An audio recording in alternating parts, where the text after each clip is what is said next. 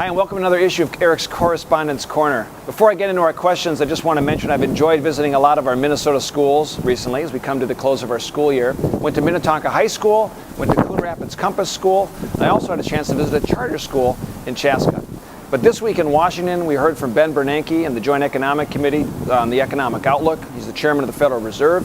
Also had important hearings with the IRS scandal that's been going on, knowing the IRS has been targeting certain individuals based on their political beliefs. And also I've introduced legislation to expand the opportunity to use your healthcare savings account and your flexible spending accounts for your own healthcare needs. We're going to jump into our questions, though. Number one, heard from Kate in Maple Plain, and she wrote in about an important issue we actually took up on the House floor this week about manufacturing and energy.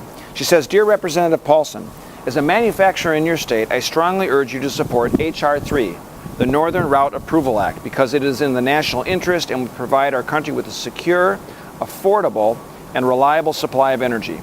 We are on the cusp of a true manufacturing resurgence in the United States.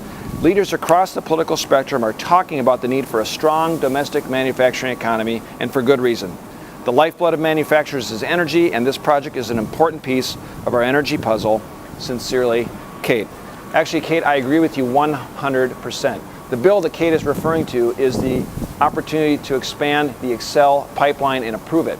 It will bring oil from Canada all the way through the United States down to Texas. And it's a great opportunity because lower priced energy and having oil that's produced here in North America will make sure that we will see a resurgence in manufacturing. We also had a hearing recently in the Joint Economic Committee where we heard from women in manufacturing about the role of women in manufacturing. And as a father of 4 daughters, I will tell you I'm excited to know that women have new opportunities in manufacturing that never existed before. The Keystone Pipeline will also provide 20,000 jobs right off the bat. It's about a $7 billion investment. These are jobs that we need, and more importantly, reduce our dependence on foreign oil and then get ourselves back on track to lower energy costs here at home. I also received a call from Terry in Independence this week who asked about an important veterans issue. Terry actually phoned my office where he says, "I'd like to express my concern about recent reports of a type of deception that seems to be running rampant across the nation, where imposters are falsely claiming military medals and accolades that they didn't really earn. I think that this is an outrage to veterans. It dishonors those that fought with our veterans and for our country." Terry wanted to know what Congress is doing about it. First of all, Terry, I want to thank you for that question. I've actually heard from other veterans about this issue.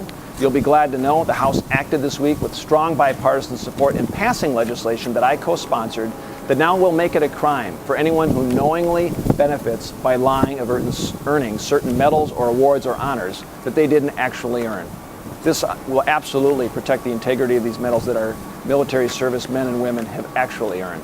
As we approach Memorial Day, I want to make sure that everyone does remember those who are serving overseas today, or for our military today, or those that unfortunately many have given the ultimate sacrifice on behalf of our country.